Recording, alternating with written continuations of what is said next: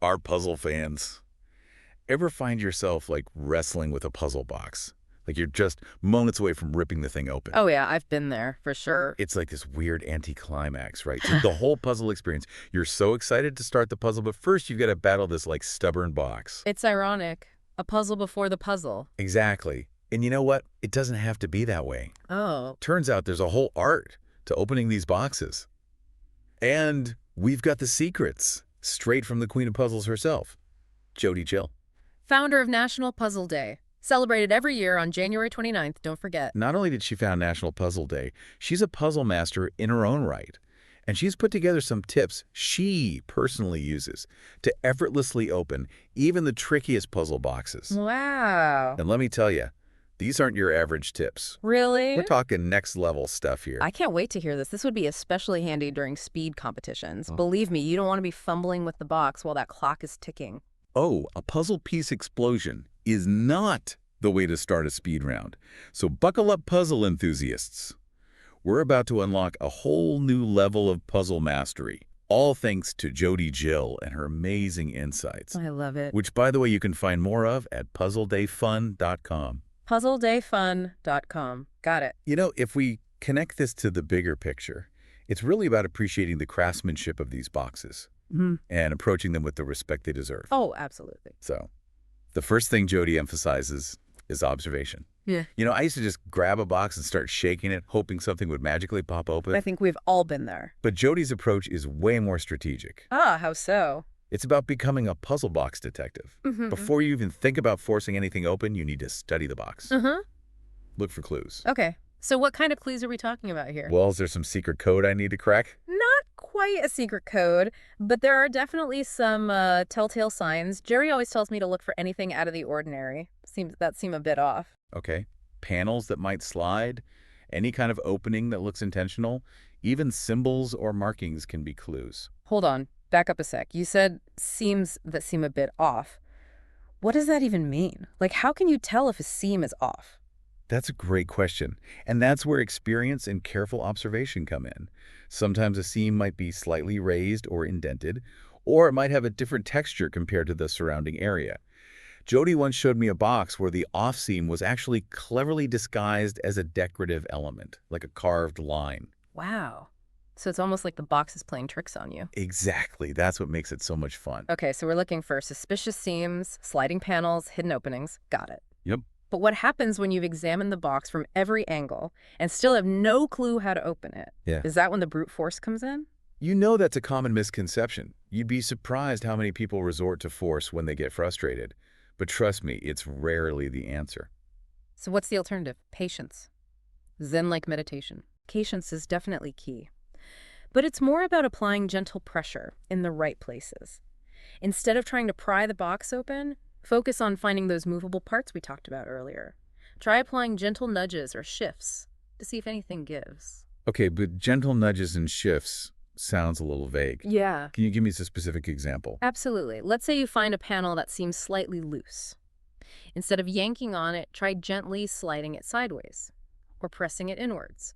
Sometimes a subtle movement is all it takes to trigger a hidden mechanism.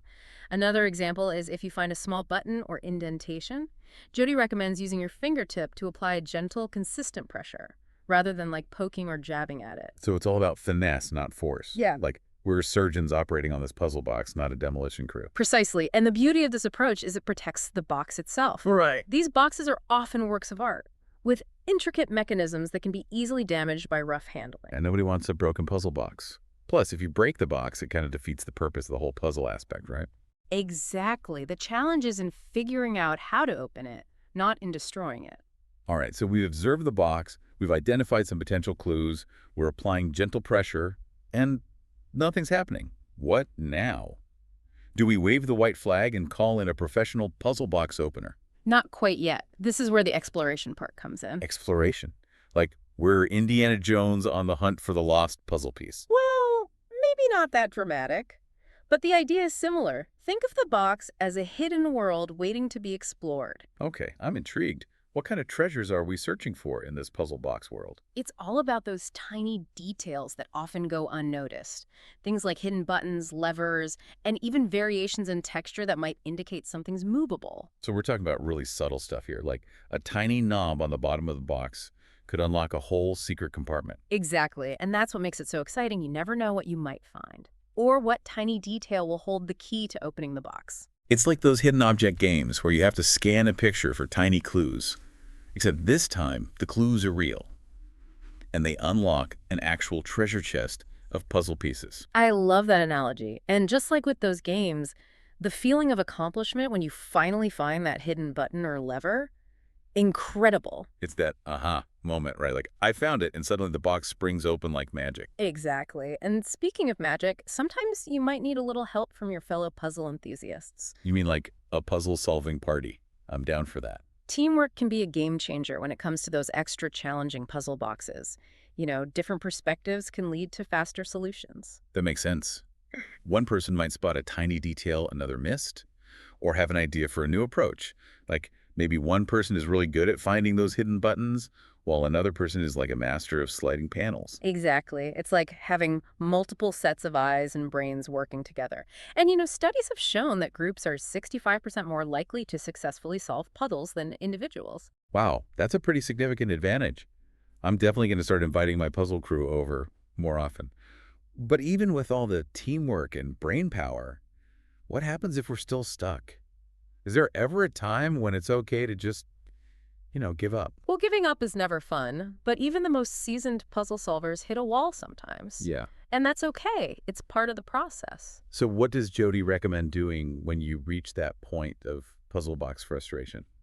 One of her best pieces of advice is to simply take a break, step away from the puzzle box for a bit, clear your head, and come back to it with fresh eyes. I've definitely experienced that with actual puzzles.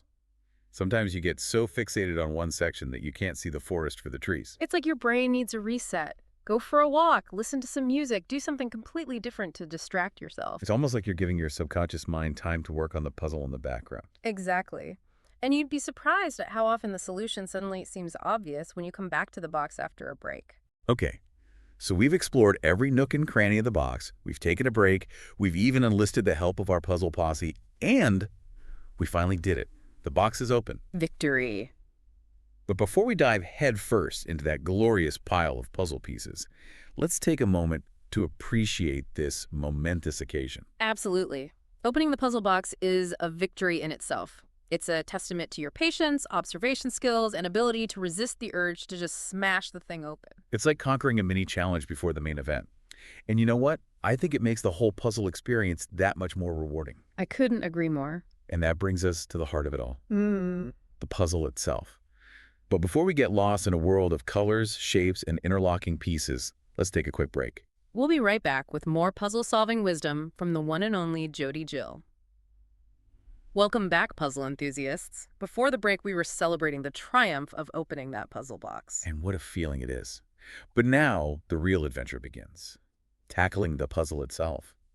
It's almost like we've unlocked a secret portal to another world. A world of colors, shapes, and endless possibilities. Okay, so we've got this beautiful pile of puzzle pieces staring back at us. Where do we even begin? I'm already feeling a little overwhelmed. Don't worry, Jody's got us covered. She always emphasizes the importance of starting with observation. Wait, observation again? Yeah. I thought we were done with that after the box. It's a crucial step for both the box and the pieces. Oh, okay. This time, we're not looking for hidden mechanisms, but rather getting to know our puzzle pieces. Spread them out, take a good look at their shapes, colors, any unique patterns. So it's like getting acquainted with the characters of a story before you dive into the plot. Exactly. Each puzzle piece has its own personality and its own role to play in the grand scheme of the puzzle. Okay, I'm starting to see the wisdom in this, but let's be honest, sometimes those pieces can be pretty darn similar. How do we avoid getting lost in a sea of cardboard chaos? Well, once you've taken a good look at all the pieces, Jody recommends starting at the edges. The classic edge strategy. I always try to build the frame first. It's like creating a foundation for the rest of the puzzle. Exactly. And besides providing a sense of boundaries, it also helps you visualize the overall picture. Plus, edge pieces are usually easier to identify, right? They have that straight side that gives them away. You got it. Now, once you've conquered those edges, have a nice frame to work with, things can get a little trickier when you move into those middle sections. Yeah, I don't know about you, but sometimes I swear those pieces are playing hide and seek. I feel your pain. It's like they blend into each other, becoming one giant mass of cardboard confusion. But fear not. Jody has a brilliant strategy for tackling this challenge. She calls it sort and conquer. Sounds like a battle plan. It is. It's all about breaking down that overwhelming pile of pieces into manageable chunks. Okay, I'm liking this already. Less chaos, more control. How exactly do we sort and conquer? It's pretty straightforward. Jody suggests dividing your puzzle pieces into groups based on color, pattern, or any other distinguishing features.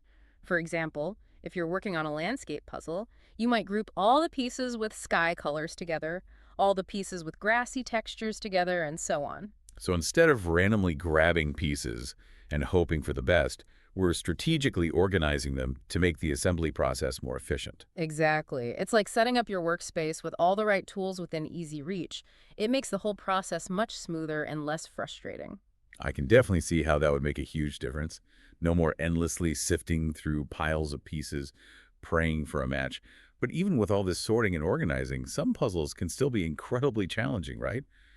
What happens when we hit that inevitable roadblock? That moment when we're just stumped and ready to throw in the towel? We've all been there. And trust me, even seasoned puzzle pros like Jody experience those moments of frustration. So what's the secret to pushing through those puzzle plateaus? Is it sheer willpower? A stubborn refusal to let a bunch of cardboard defeat us? Well, determination certainly helps, but Jody's go-to solution is surprisingly simple. Take a break. Seriously? Just walk away from the puzzle. But what if I'm in the zone? Pieces are clicking into place, and I'm feeling that puzzle-solving flow. Wouldn't walking away disrupt that momentum? I know it seems counterintuitive, but trust me on this one. Sometimes the best thing you can do when you're stuck is give your brain a rest. Go for a walk, listen to some music, do something completely different to clear your head. It's like hitting the reset button on your brain, Right. giving yourself a fresh perspective. Exactly. When you come back to the puzzle, you'll be surprised at how often the solution suddenly becomes clear. It's almost like your subconscious mind has been working on the puzzle in the background while you were taking a break. I've definitely experienced that. It's like you come back to the puzzle with fresh eyes, and suddenly you see connections that you missed before. It's a pretty amazing feeling. And sometimes a fresh pair of eyes is all you need. If you're really struggling, Jody recommends inviting a friend or family member to join in. 2 heads are better than 1, especially when it comes to puzzles. Plus, it's always more fun to puzzle with friends, right? Absolutely. And studies have shown that groups are significantly more likely to solve puzzles successfully than individuals working alone. Well, there you have it, folks. Science has spoken. Puzzling is a team sport. So grab your puzzle buddies, put on your thinking caps, and get ready to conquer those cardboard challenges together. And remember, the real magic of puzzling lies in the journey, not just the destination. Speaking of journeys, we've covered a lot of ground in this deep dive. From the initial excitement of unlocking the puzzle box to the strategic brilliance of sorting and conquering those tricky pieces. And now we've reached the pinnacle of puzzle-solving satisfaction. The moment we've all been waiting for. The moment when that last piece slides into place and we can finally step back and admire our completed masterpiece. A testament to our patience, perseverance, and maybe even a little bit of luck. And that's a wrap on our deep dive into the world of jigsaw puzzles. Brought to you by the wisdom of Jody Chill, founder of National Puzzle Day, which, as we mentioned earlier, is celebrated every year on January 29th. Mark your calendars, puzzle fans, and get ready to celebrate the joy of puzzling. And if you're looking for even more puzzle inspiration, be sure to check out puzzledayfun.com. You'll find all sorts of amazing resources there, from tips and tricks to community forums and even information about National Puzzle Day events happening in your area. But before we say goodbye, we want to leave you with one final thought. We've talked about the strategies and the challenges and the triumphs, but ultimately puzzling is a deeply personal experience. It is. What's so fascinating to me is that everyone approaches a puzzle in their own unique way. Yeah. Some people thrive on structure, Right. meticulously sorting pieces and building from the edges in. While others, they embrace a more free-flowing approach, diving right into the chaos, letting Yeah. the puzzle kind of guide them. Exactly, and that's the beauty of it. There's no right or wrong way to puzzle, as long as you're enjoying the process. So true. It's all about finding what works for you and embracing the joy of the puzzle journey. Yeah. And, speaking of journeys, we've reached the end of our deep dive into the world of jigsaw puzzles. But it's just the beginning of your puzzle adventures. Oh. We hope you've gained some valuable insights from the wisdom of Jody Jill and are feeling inspired to tackle those puzzle boxes and pieces with renewed confidence. Definitely. And remember, if you ever find yourself feeling stuck or frustrated, just take a deep breath, step back for a bit, and come back to the puzzle with fresh eyes. And don't forget the power of teamwork. Oh, yes. Gather your puzzle posse, share your strategies, and celebrate those puzzle victories together. Yes. Because in the end, puzzling is all about connection. Connecting with the puzzle itself, connecting with fellow puzzle enthusiasts, and connecting with that inner sense of accomplishment and joy that comes with completing a challenging task. Beautifully said. And on that note, we want to thank you for joining us on this deep dive into the wonderful world of jigsaw puzzles. Happy puzzling, everyone!